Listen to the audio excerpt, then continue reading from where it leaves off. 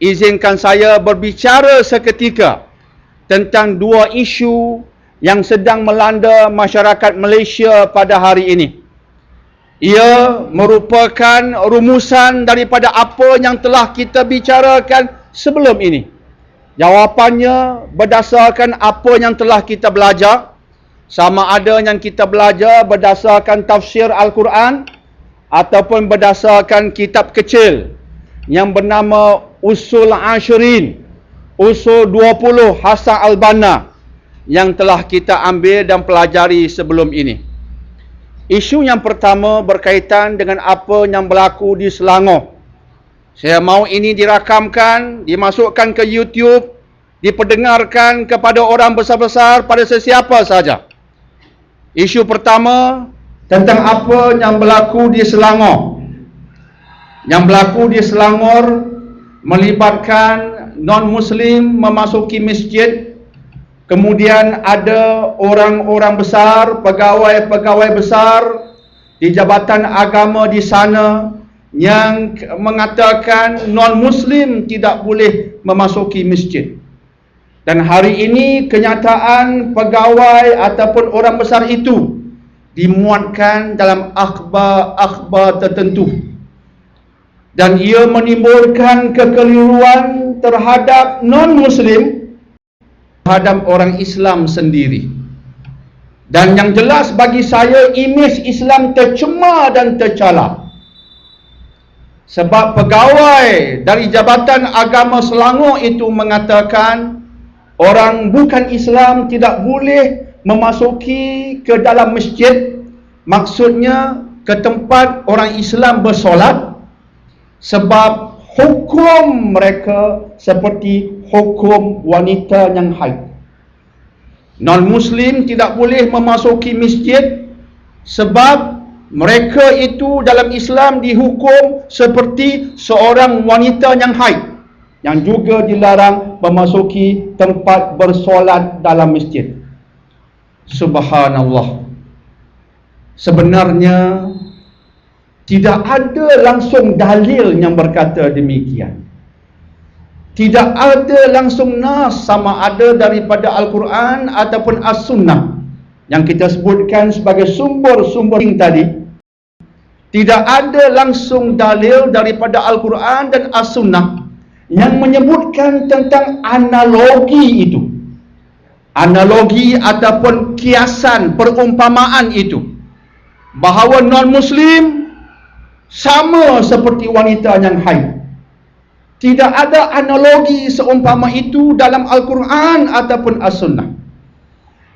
Apatah lagi bila kita mengamati sejarah Nabi sendiri yang pernah mengizinkan non-Muslim memasuki masjid. Tuan-tuan dan puan-puan yang dimuliakan, dalam Al-Quran cuma menyatakan tentang satu hal yang tegas, bahawa non-Muslim tidak boleh memasuki Masjidil Haram. Itu tegas dan jelas. Tidak ada kekeliruan, tidak ada keraguan tentang kenyataan Allah. Sebab Masjidil Haram tempat ibadat yang khas, lagi khusus. Bila kita pergi daripada Malaysia sebagai contohnya menuju ke Mekah, artinya ke Masjidil Haram, kita memasuki tanah haram. Memasuki tanah haram ada hukum khas tentang ibadah. Ada ihramnya, ada tawaf qudumnya, tawaf selamat datangnya. Ia bukan tempat pelancongan. Hatta bagi Muslim pun ia bukan tempat melancong. Pergi ke sana terikat dengan hukum khas, dengan ibadah khas, hatta ke atas Muslim. Disebabkan ia bumi haram, ia tanah haram, Masjid Al-Haram, memasukinya terikat dengan hukum ibadah yang khusus, maka dengan tegasnya kita mengatakan itu bukan tempat pelancongan. Maka non-Muslim tidak boleh memasuki Masjid Al-Haram sebab mereka tidak terikat dengan hukum-hukum yang diikatkan kepada orang yang beriman. Sebahagian ulama, tidak kita nafikan tentangnya, mengatakan bahawa kesemua masjid dihukum seperti Masjid Al-Haram. Bila Allah melarang non-Muslim memasuki Masjid Al-Haram, mereka mengatakan Allah juga melarang non-Muslim memasuki masjid-masjid yang lain. Majoriti ulama tidak bersetuju dengan pandangan itu, termasuk Imam Syafi'i. Imam Syafi'i mengizinkan non-Muslim memasuki masjid. Mengapa majoriti ulama tidak bersetuju? Disebabkan perbuatan Rasulullah sallallahu alaihi wasallam di Madinatul Munawwarah, bukan di Masjid Al-Haram, di Madinatul Munawwarah, di Masjid An-Nabawiyah. Nabi pernah menerima delegasi non-Muslim dan Nabi menerima mereka dalam masjid. Delegasi Kristian dari Najran, Nabi terima mereka dalam masjid, berbincang dengan mereka dalam masjid. Mereka Kristian, Nabi welcome them, Nabi menerima mereka dalam masjid.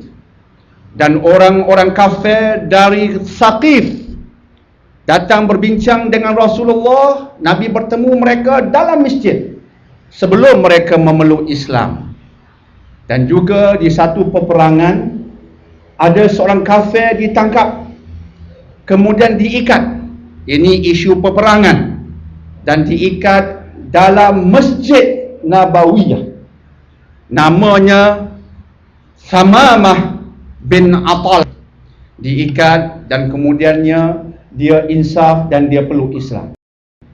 Ini contoh-contoh yang jelas, contoh perbuatan Rasulullah yang jelas, yang menunjukkan bahawa ayat Quran yang mengatakan tentang larangan memasuki masjid hanya khusus bagi Masjid Al-Haram, tidak bagi Masjid Nabawiyah. Jika tidak bagi Masjid Nabawiyah, maka Masjid Selangor, masjid di Pulau Pinang, masjid di Malaysia lagilah tidak terlarang untuk dimasuki non-Muslim. Jika Masjid Madinah pun boleh dimasuki non-Muslim dengan izin Nabi SAW. Sebab itu pada hari ini ulama di peringkat antarabangsa bersidang tentang isu ini, dan mereka merumuskan bahawa pendapat yang betul ialah non-Muslim boleh memasuki masjid. There is nothing wrong for non-Muslims to enter the mosque. There is nothing wrong with that. Cuma kita minta mereka memelihara adab-adab ketika berada dalam masjid. Berpakaian yang tidak provokatif, tidak mengambil gambar-gambar hingga mengganggu orang bersolat. Kita jaga adab sebagaimana kita menjaga adab jika pergi ke rumah ibadah mereka sendiri. Maka itulah pendapat yang paling kuat. Sebab itu kita nak menyatakan kekesalan kita yang amat sangat apabila di Malaysia ini non-Muslim dilarang memasuki masjid, walaupun mereka datang ke masjid kita bukan bertujuan untuk mengganggu kita.